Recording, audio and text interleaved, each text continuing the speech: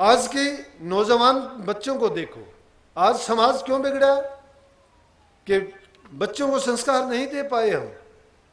बच्चों को जरूर से ज्यादा आजादी दी और उन बच्चों ने क्या सीखा? बच्चों ने सिर्फ बुराइयां सीखी। बुराइयां कैसे सीखी? कि वो माँ बाप के पास नहीं रहे, परिवार में नहीं रहे, छोटे बड़े की इज्जत कदर करना उन्होंने नहीं जानी और ना ही उनको अपने माँ बाप से सही शिक्षा मिली।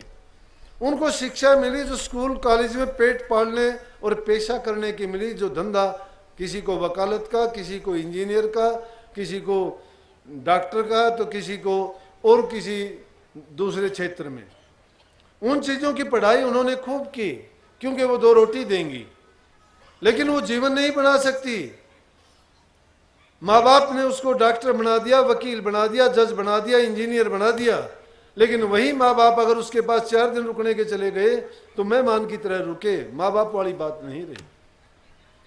माँ बाप को तो देवता समझ के पूजते हैं। जिस घर में माँ बाप की पूजा नहीं होती और जो संतान अपने माँ बाप की कदर नहीं करता तो समझो कि परमात्मा को नहीं जान सकता कभी भी। परमात्मा को और देवताओं को और मंदिरों की पूजा से बढ़ के माँ बाप की सेवा है। जो माँ बाप की पूजा करता है, अगर पृथ्वी के सारे देवताओं की पूजा करना चाहते हो तो माँ की पूजा करो। अगर आकाशीय देवताओं को तुम मानते हो और उनकी पूजा करना चाहते हो तो पिता की और ससुर की सेवा करो। जो घरों में प्यार प्रेम रखते हैं, सासू बहू का, पति पत्नी का, बहन भाई का, धी जमाई का, अगर सबका आपस में मेल है, प्यार है, तो समझो कि उनका स्वर्ग के समान घर है। और वो फिर किसी भी रास्ते पर चले, किस रास्ते का? बुराई का रास्ता अपने आप छूट जाएगा। ऐसे ही लोग भक्ति मार्ग में भक्ति की शक्ति को पहचान के उन्नति कर सकते हैं। वही अपने जीवन का मूल्य जान सकते हैं कि इंसान का जीवन हमें मिला। अब मूर्ख लोग हैं, जो खुद लोग नशे विषय विकारों में पड़े हुए हैं ना, वो इन औरतों में दोष निकालते हैं बेचारियों में। ये अगर भूले से जाती हैं तो कहाँ जाएंगी? अरे ये सत्संग में जाती हैं, अगर किसी को बुरा लगता है साथ जाके देखो। अगर ये बुरा करने वाली होती तो तुम्हारा घर नहीं बसता। अगर ये बुरा करने वाली होती तुम्हारी संतान पैदा नहीं करती। अगर ये बुरा करने वाली होती तो तुम्हारी समाज में इज्जत नहीं होती। अगर इंसान की इज्जत है, कदर है, तो नारी के कारण है। अगर उसका जीवन है तो नारी के कारण है। और घर में सुख शांति समृद्धि है तो स्त्री के कारण है। फिर उस स्त्री के साथ ऐसा अत्याचार और जुल्म क्यों किया जाता है कि पैदा होने से पहले ही पेट में ही गर्भ छीन करने की कोशिश करते हो कि लड़की है। क्या कमी है लड़की में? जब से पैदा होती है गुलाम बन के जीती है लड़की। पहले गुलाम भाई की होती है, फिर माँ बाप की गुलाम होती है, शादी होने के बाद पति की गुलाम हो जाती है, और शादी के बाद फिर उसकी संतान होती है तो उनकी गुलाम हो जाती है। गुलामी का ही जीवन गुजारने के लिए नहीं है।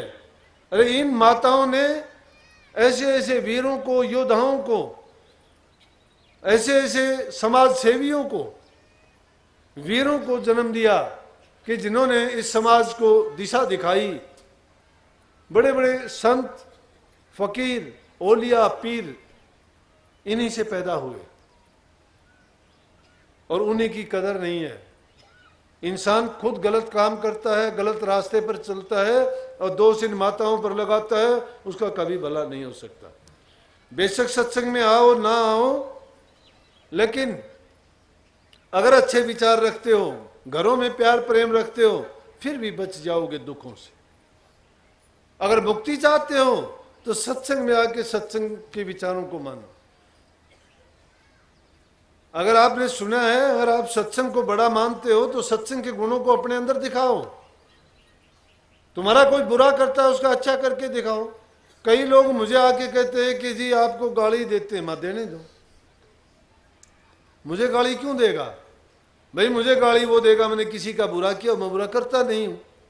मुझे गाली नहीं देता, वो अपने आप को गाली देता है।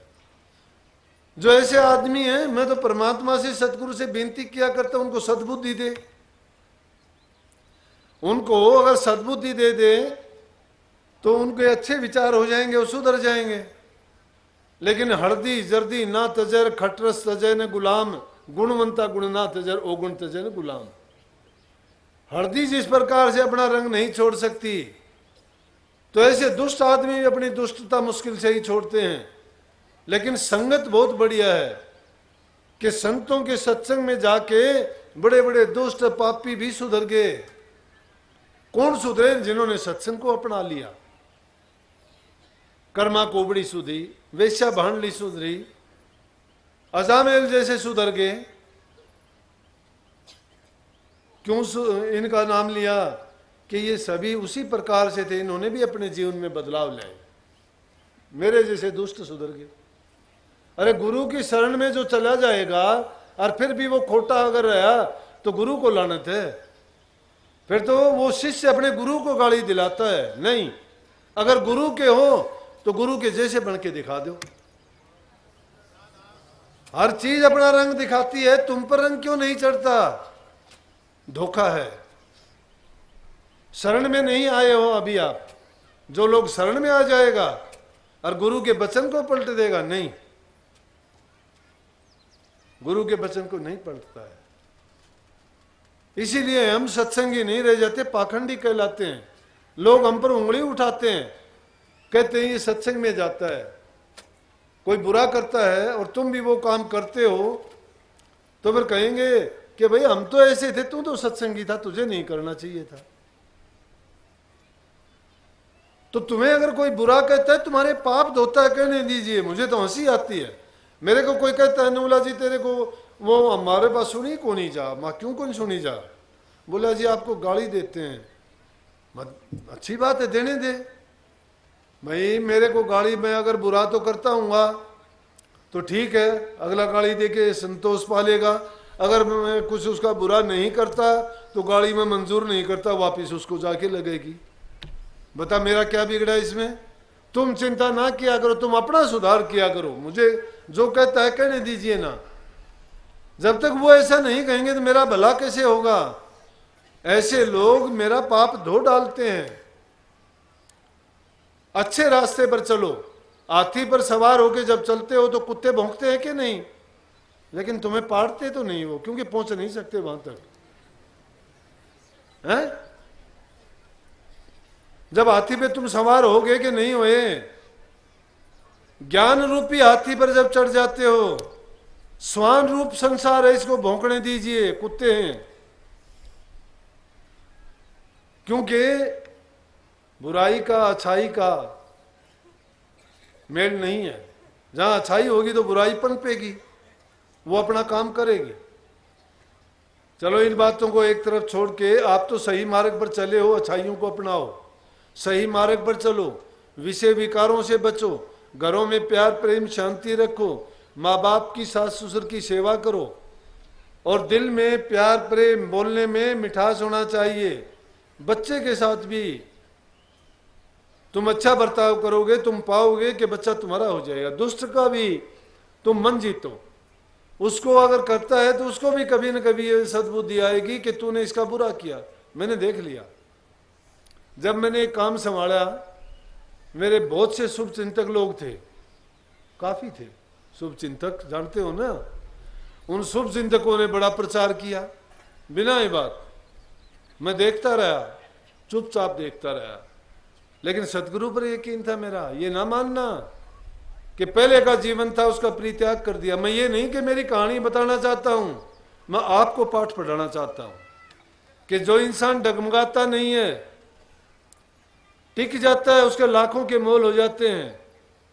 जो डगमगाता है, गिर जाता है, फिर वो रुकता नहीं है, पता नहीं उसकी क्या गति होगी। शिथिर होके देखता रहा। साथी हैं मेरे रामकृष्ण जैसे, और तो पुराने इतने नहीं, रघुवीर है, रामकिशन है, इन्होंने देखा तमाशा। और अब ये उन्हीं लोगों के फोन आए जो बड़े अच्छे लोग थे, कहने लगे कि हमने एक बात देखी।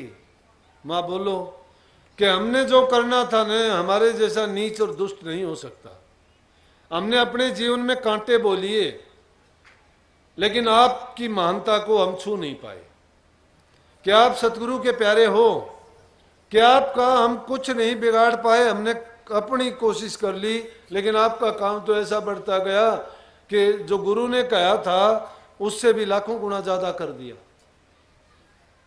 अरे इंसान अगर हो तो जो तुम्हारी बुराई करते हैं उन्हीं लोगों से मुंह से तुम अपनी बड़ाई जब करवा लोगे तब समझूंगा आप इंसान और गुरु के प्यारे हो। अगर जब तक ये भावना आपकी नहीं है और यूं ही तुमने जीवन यापन करना है, रोटी खाई और सो गए, अपना जीवन बिता दिया यूं ही, नहीं, सब करते हैं ये काम। अब है भक्ति का, लाखों काम विसार के भी नाम का सुमरण किया करो। नाम का सुमरण जब तक आपका नहीं होता है तब तक आपका अजपा जाप नहीं होएगा।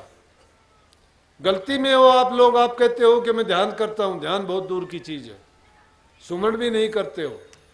जो आदमी सुमरण भी पक्का कर लेता है वो जाप के बाद में अजपा जाप में जाएगा।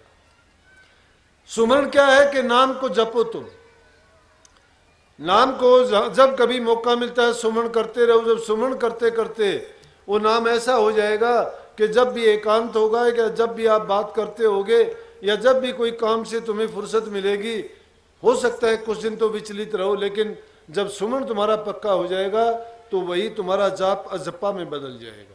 क्योंकि जाप जब करते हो तो चाहे आप मन से करोगे ना तो भी उसमें होठ कंठ जरूर हिलेंगे, लेकिन असली जाप कबीर साहब ने क्या क्या कि होठ कंठ हिले नहीं और जिब्या नहीं उच्चार, कि उस नाम में तो होठ कंठ नहीं हिलने चाहिए, ना जीभ से उच्चारण होना चाहिए। लेकिन जो वर्णात्मक नाम है पहले उसको आप जपते जपते पक्का नहीं कर लेते तब तक वो अजपा नहीं बन सकता। और वही जाप जब पक्का हो जाएगा तो अजपा हो जाएगा। फिर तुम जहां बैठो बात करते रहोगे तो भी वो चलता रहेगा, क्योंकि नाम कभी रुकता नहीं है। लेकिन हमारी तवज्जो उस तरफ नहीं थी। अब क्योंकि जो बाहर का बिखराव था वो अंदर में जा चुका है, मन की वृत्ति तो रुकने में टाइम लगता है, एक दिन में नहीं। कई तो नौजवान बच्चों को मैं देखता हूं जिनको चाव है इस बात का या अपनी जिंदगी में कुछ करना चाहते हैं। हर इंसान के बस की बात नहीं है। मैंने अपने जीवन में बहुत देखे, मैंने गृहस्थ जीवन भी जिया है, त्याग का जीवन मैंने जिया है, तो इसलिए मैं दोनों तरह के लोगों की मनोकामनाओं और मनोभावनाओं को भी जानता हूं। पहले इंसान कुछ दिखाई देता आने वाला, लेकिन कुछ दिन के बाद में बदल जाता है। लेकिन कबीर साहब ये कहते हैं कि जैसे पहली लगे ऐसी निभा दे ओढ़, अपनी तो क्या गिने वो तैयार है पुरुष की रोड। कि जो इंसान पहले जिस लगन के साथ आता है और वही लगन उसकी लगी रहे, लगन कम नहीं होनी चाहिए, हमारी लगन तो कम हो जाती है। अगर तुम्हें किसी चीज में रस आता है, आनंद आता है, अरे पैसे कमाने वाला व्यापारी आदमी कमा के नहीं सीखता है, जमींदार आदमी अनाज पैदा करके नहीं सीखता है, जितना ज्यादा होता है और आगे बढ़ने की कोशिश करता है। पढ़ने वाला, अभी कुछ दिन पहले मैंने अखबार में पढ़ा 70 साल की उम्र में भी, 60 साल की उम्र में भी एक औरत तीसरी बार डॉक्टरेट की उपाधि लेने के लिए एग्जाम दे रही। वो तीसरी बार डॉक्टर की डिग्री के लिए किताब लिख रही, 2 बार ले चुकी, रिटायरमेंट पे है, वो रिटायर होगी शायद 60-65 साल की उम्र में। तो जिस आदमी को कुछ पाने की वो होती है लालसा, वो रुकता नहीं है। लेकिन हम सत्संगियों में कमी क्यों आती है? इसलिए जिसको लगन लगती है, पहले लगती है, उसको और बढ़ा दे। तो बात मैंने अजपा की कही थी कि जब तुम्हारा जाप पक्का हो जाएगा अजपा में चले जाओगे, जहां कहीं बैठे होगे अपने आप सुमन शुरू हो जाएगा, वो अजपा होगा। उसके बाद अनहद होगा। अनहद के बाद, अनहद है क्या? अनहद मन और बुद्धि से परे की बात है। ना उसमें मन लगाना पड़ता, ना बुद्धि की जरूरत पड़ेगी।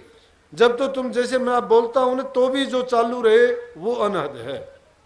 और उसको कबीर साहब ने कही है कि जाप मरे अजपा मरे, मतलब जहां जाप भी खत्म हो जाएगा, अजपा भी खत्म हो जाएगा, और उसके बाद जो अनहद की स्टेज आएगी उसके ऊपर जब पहुंच जाओगे वो चौथा लोक है।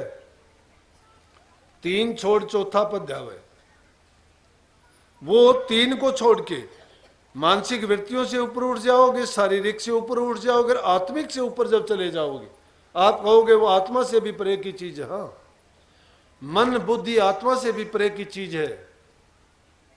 जहां से हमारी रूह आई थी उसी मंडल में जब ये प्रवेश कर जाएगी, फिर इसको ये भय चिंता नहीं है, फिर वहां जाप नहीं है, अजपा नहीं है, वहां अनद भी नहीं है, वहां कोई भेदभाव नहीं है। एक ही चीज है। जिस सवरक के लिए, बैकुंठ के लिए भी ये संसारी लोग ललायित रहते हैं, जिसके लिए यज्ञ करते हैं, पूजा पाठ करते हैं, हवन करते हैं, संतन ने उस पर तो खखार किया है। क्यों किया है? कि मुक्ति देने वाली चीज नहीं है। उनमें भी दर्जे हैं, ऊंचे नीचे। तो इस तीन के पार जो चौथा पद है, जो संतों ने चौथा पद गाया, तीन गुणों के पार, रजोगुण, तमोगुण और सतोगुण, इसमें तो पूरी की पूरी रचना सृष्टि की है, तीन गुण और पांच तत्व में है। लेकिन जो चौथे का भेद है वो संतों के सिवाय नहीं जानते। संत मत ही उसका ज्ञान देता है। और उस चौथे पद में पहुंचने के बाद में आदमी का जन्म मरण सब नसा जाता है। और वो हालत है जिसमें कोई दर्जा नहीं, ना ऊंचा ना नीचा। वो जगह है जहां 24 घंटे प्रकाश रहता है, ना दीपक है ना बाती है। वही वो पंथ है जिस पर ना पैरों से चला जाता है। वही वो दृश्य है जिसको ना आंखों से देखा जाता है। वही वो काम है जो हाथों से नहीं किया जाता, अपने आप होता है। और वही वो धन है जिसको कुबेर के खजाना भी खत्म हो जाता है लेकिन वो कभी खत्म नहीं होता। वहां जाके जो जीव को संतोष, शांति मिलती है, आत्मा आनंद मिलता है, वहां आत्मा जाके स्थित होती है। वो चौथा पद है। संतों ने उस पद की महिमा गाई है। लेकिन आप गृहस्थी लोग हो, आपके लिए जो सत्संग के मैंने पहले बातें बताई, आप अगर उन बातों को मान के जब भी आपको परेशानी होती है, मैं कहता हूं एकांत में जाओ। सच्चा रब आपके अंदर बैठा हुआ है। इस बार के गुरु को जब मानना, मैंने किया है जब, इसलिए कहता हूं, नहीं कहता मैं। बार के गुरु को जब मानना, जब गुरु के बताए मार्ग पर चल के अंदर का जब नूरी गुरु तुम्हें मिल जाए, जब उस नूरी गुरु को अंदर में पालोगे। खोजियों के लिए ये बात है। जो प्रेमी सच्ची खोज में लगे हैं और जो ढूंढना चाहते हैं अपने आत्म राम को, तो अपने अंदर में स्थित होके जब नूरी गुरु को तुम पा जाओ, तो फिर इस गुरु को जान लेना कि ये मेरा गुरु पूरा है। लेकिन खुद अंदर में चलना नहीं सीखते हो, तो फिर गुरु पे अविश्वास लाना और गुरु के वचन की अवहेलना करना तुम्हारे लिए पाप से बढ़ के कोई चीज नहीं होगी। गुरु क्या देता है? गुरु ये ज्ञान देता है कि जिसके कारण शिष्य के भ्रम नस जाते हैं। अगर उसके भ्रम नहीं गए, शिष्य के पाखंड पूजा में फंसा दिए, फोकट धर्मों में उलझा दिए, इस जीव को बेचारे को काल के खूंटे से जाके बांध दिया और उसको कह दिया कि इन रास्तों को पकड़े रखना, छोड़ना नहीं, तो ये तो रीछ के पंजे पकड़वा दिए, अगर छोड़ दे तो खा जाए इसको।